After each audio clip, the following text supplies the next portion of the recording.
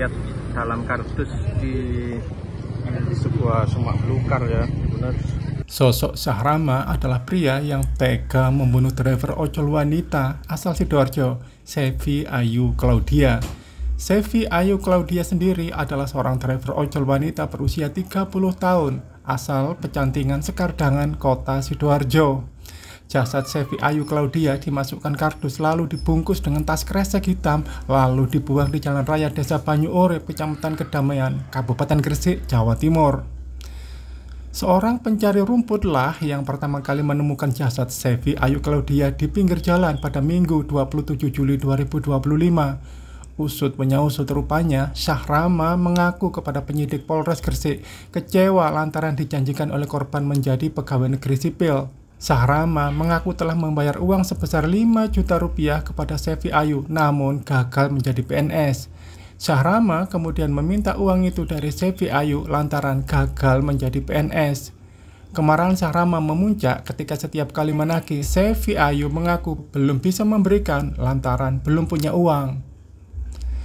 Senin 28 Juli 2025 sekitar pukul 07.00 WIB, tim Macan Giri Satreskrim Polres Gresik menangkap Syahrama di rumah kontrakannya yang ada di Kecamatan Menganti, Kabupaten Gresik.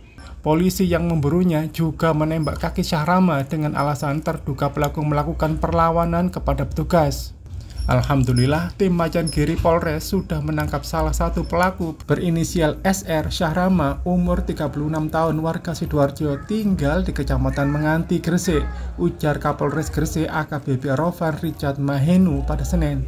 Selain Syahrama, anggota tim Macan Giri juga menangkap seorang terduga pelaku lainnya. Pelaku satu itu diduga turut membantu Syahrama ketika menghabisi nyawa Sevi Ayu. Sejumlah barang bukti, diantaranya tali rafia, lakban, dan handuk yang digunakan untuk menghabisi nyawa Sevi Ayu. Motif dan hubungan asmara masih kami dalami, beber polisi. Sevi Ayu kenal dengan Syahrama sejak 2021. Waktu itu, Sevi Ayu diduga menawarkan kepada Syahrama masuk PNS. Syahrama kemudian memberikan uang kepada Sevi Ayu sebesar 5 juta rupiah. Namun, Syahrama tidak masuk PNS dan meminta uangnya ke Sevi Ayu. Sevi Ayu mengaku masih mengusahakannya.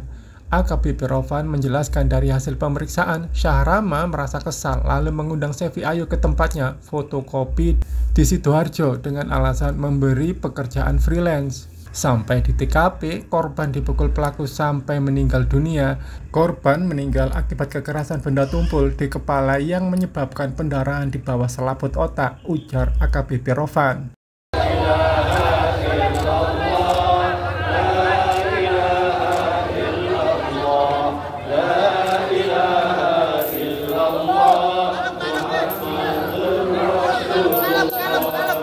Mengingat jasad wanita tersebut dibungkus plastik dan kardus diikat dengan tali dan lakban. Saat ditemukan, korban masih mengenakan pakaian lengkap, jaket jeans warna biru, kaos warna hitam, dan celana legging abu-abu.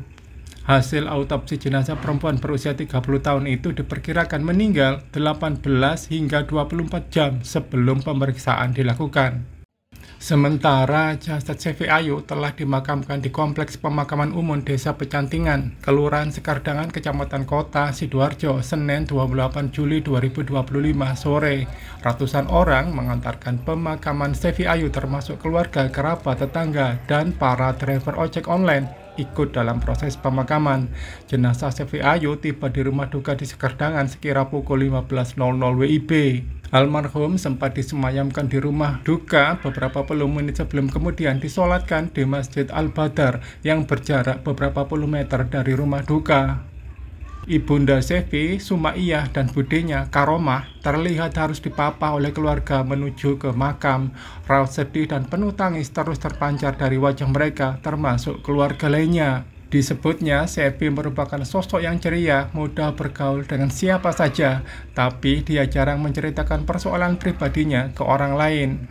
Kematian putri kedua dari 3 bersaudara ini terdengar sangat memilukan bagi Ibunda Sevi, Sumaiyah. Selvi keluar rumah sekitar pukul 5 sore. Tidak seperti biasanya, dia hanya melirik ke saya dan terus berangkat. Padahal biasanya dia bilang mau kemana atau bagaimana, ujar Sumaiyah sambil menitikkan air mata.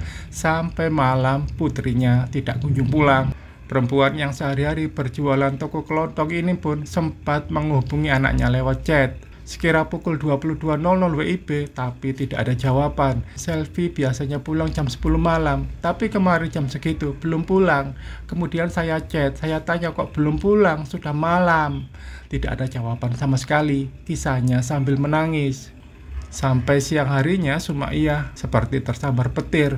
Dia mendapatkan kabar bahwa putrinya ditemukan dalam kondisi terbungkus kardus, dibuang di pinggir jalan.